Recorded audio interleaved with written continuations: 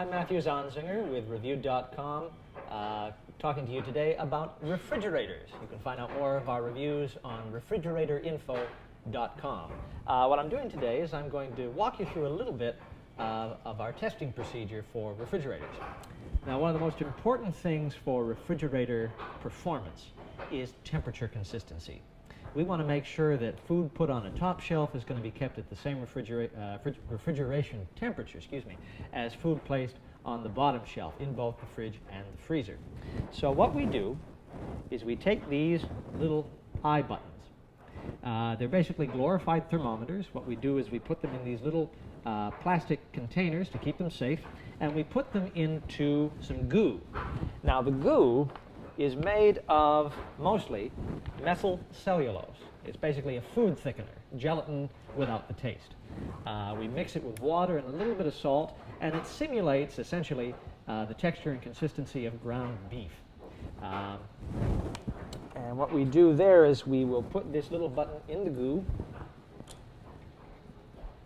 and leave it for 3 days. Because typically, most refrigerators will go through a defrost cycle or a temperature balance to just to keep your food safe and to keep it well preserved. So the temperature does fluctuate over time, and we want to make sure that we can get a nice reflection of the average temperature, just so we know exactly what's going on. Now, this does get a little messy, so I'm going to put some gloves on here.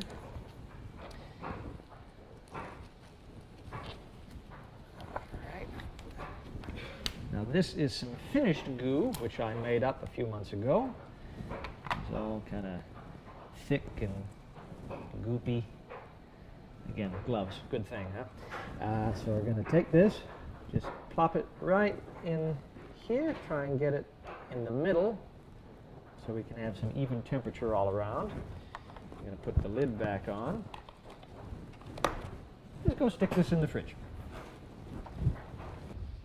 Okay, so here we are again with the goo and the temperature reader. This is the last one for this fridge. I'm going to put it right in here.